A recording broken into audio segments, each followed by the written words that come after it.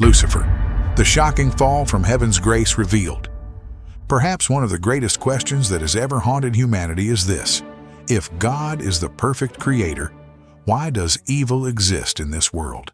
How could it be that a benevolent and omnipotent God would create a world where suffering, sin, and betrayal exist?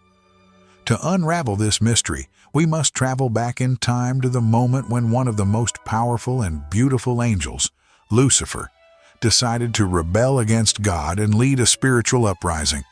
The story of Satan's fall not only unveils before us the secrets of the origin of evil, but also teaches us profound lessons about the nature of free will, pride, and the consequences of defying God. In the Bible, particularly in the books of Ezekiel and Isaiah, Lucifer is described as a uniquely magnificent angel, created with a noble purpose. Lucifer, his name before the fall, means light bringer or morning star. This name not only reflects his radiant beauty, but also symbolizes the exalted position he once held in heaven. Ezekiel 28:12-15 offers us a deeper insight into Lucifer's perfection. You were the seal of perfection, full of wisdom and perfect in beauty. You were in Eden, the garden of God. Every precious stone adorned you: carnelian, chrysolite, and emerald, topaz, onyx, and jasper, lapis lazuli, turquoise, and beryl. Your settings and mountings were made of gold. On the day you were created, they were prepared. You were anointed as a guardian cherub, for so I ordained you. You were on the holy mount of God. You walked among the fiery stones.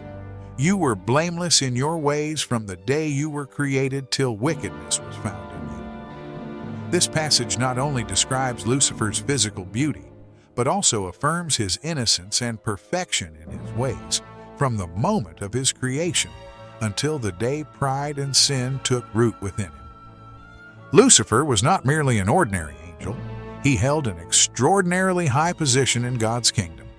According to some scholars and Christian traditions, Lucifer was one of the seraphim, a class of angels who held a place of great honor and proximity to God.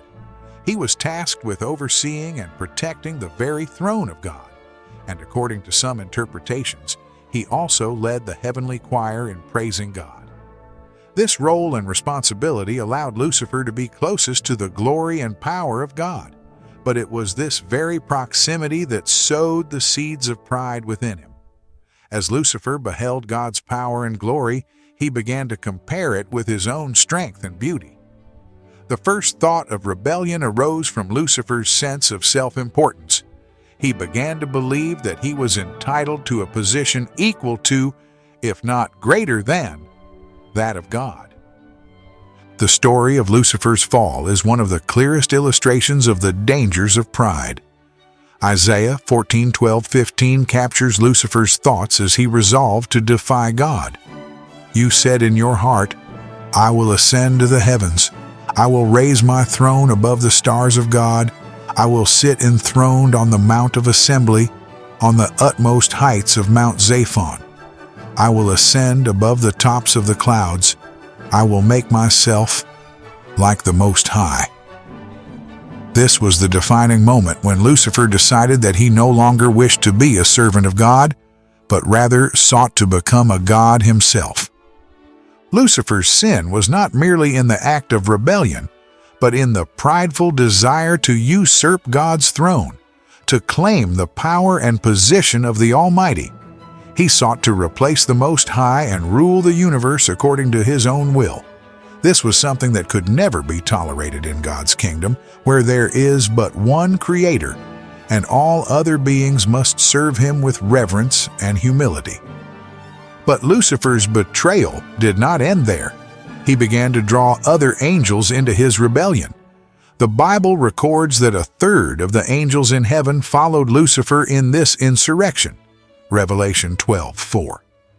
This cataclysmic event forever altered the fabric of heaven and the entire universe. These angels, once perfect beings, now became demons, cast down to earth along with Lucifer, who would henceforth be known as Satan. When Lucifer and his followers were expelled from heaven, they did not merely lose their positions but also their inherent goodness. Satan and his demons became the embodiment of evil, standing in opposition to all of God's plans. Instead of serving and glorifying God, they now sought only to destroy and lead humanity down the path of sin. Satan's fall did not merely affect himself and the angels who sided with him. It opened the door for evil to enter the world. When Satan was cast down to earth, he brought with him the pride, hatred, and all the sin that had taken root within him. Satan became the adversary of mankind, tirelessly working to distance them from God and draw them into sin. It was he who deceived Eve in the Garden of Eden, leading to the fall of humanity and the introduction of sin and death into the world, Genesis 3. But the story does not end there. Although Satan led a rebellion, he could never triumph over God. God had already prepared a plan of redemption through Jesus Christ, who would crush the serpent's head and bring salvation to humankind, Genesis 3:15. Satan's fall and the advent of sin were but parts of God's eternal plan, a plan designed to test and ultimately reveal the depth of humanity's love and loyalty to their Creator. The story of Satan's fall offers invaluable lessons to us all. First, it serves as a stark reminder of the perils of pride. Pride is not just a common sin, it is the root of all sin. When we begin to think that we can govern our lives without God's guidance, we tread a path that leads to destruction. Second, this story teaches us about freedom and responsibility. God has endowed all His creations, including angels and humans, with the freedom to choose. But with that freedom comes great responsibility. We must use our freedom to do what is right, to honor God, and to follow His will. Third, this story is a sobering reminder of the presence of evil in the world. Satan is not merely a figure of myth, but a real entity, an adversary who tirelessly seeks to lead us away from God. Yet, this story also reassures us that God is mightier than any force of evil. He has triumphed over Satan through the death and resurrection of Jesus Christ, and He will consummate this victory on the day of final judgment.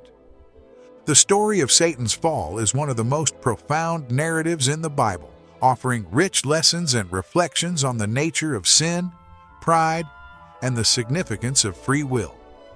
It reminds us that while we have the freedom to choose, using that freedom to go against God's will leads to catastrophic consequences.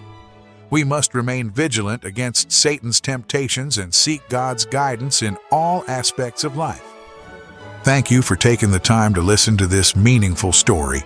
If this tale has touched your heart, please hit the like button to show your support. And don't forget to subscribe to the channel so we can continue exploring more profound lessons from the Bible together. Let us walk in God's light to better understand our place in His eternal plan and to face life's challenges with faith and humility.